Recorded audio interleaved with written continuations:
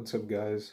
My name is David, uh, and I decided to start this channel for a couple of reasons, but I won't get too into that. I want to get into the main topic of this video: why modern people cannot focus. So, uh, you know, I'm part of, and probably if you're watching this video, you're part of one of the most difficult generations mentally to live in, right? Back then, it was more of a physical strain. Physically speaking, you had to do more work, more hard labor. But these days, everything is physically uh, accounted for much easier, right? Food, transportation, flight, everything is just much more physically easier. But the hard part is mentally, because now that the physical is occupied and you don't have to do much with that, now the strain becomes on, okay, now what can I do with my mind? And most people, they don't know what to do with their mind. So obviously there's high scrolling times on TikTok, there's high watch hours on YouTube, and some of it can be productive. A lot of it is productive, but a lot of it is also just not productive at all. And it's, let's be honest, brain rot. So, what is the easiest way modern people can begin focusing, right? Now, if you're struggling with dopamine and you're struggling with focusing because you're overstimulated all the time, a few of those reasons can be, well, let's start with one. You don't have a clear goal, right?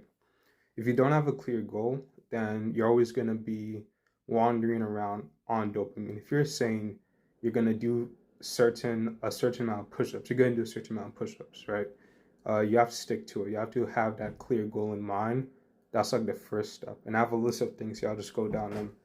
Another reason is that you don't actually want to do what you're doing, right?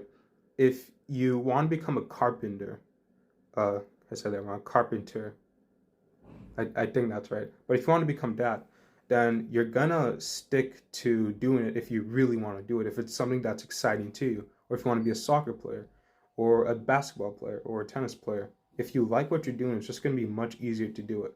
Now, you could make the argument that you could do something you don't like to do, but you're doing it anyways for the money. But it's much better if you're doing something you like to do, and you can also make money from that as well. But there's two sides to the story. It's really up to you which one you want to choose. Another reason that you could be struggling with not focusing is if you're relying purely on motivation. If you're relying only on motivation, then you're going to be just much more stuck, right? Because motivation is like an outburst of dopamine and I don't know, testosterone, whatever it is, that makes you be like, yeah, I could do it. I could absolutely conquer the world right now. But that doesn't last forever. There's going to be days where you have a headache or one part of your body aches and you're like, I'll leave it till tomorrow. Then you scroll on TikTok for like 5 hours, right? We've all been there. So you want to have discipline instead. This should be common knowledge. So if you're not implementing discipline in your day-to-day life, then you're pretty much selling yourself out. You need to have some sort of discipline because if you're not holding yourself accountable, then life will hold you accountable, and you're gonna pay quite gravely for it.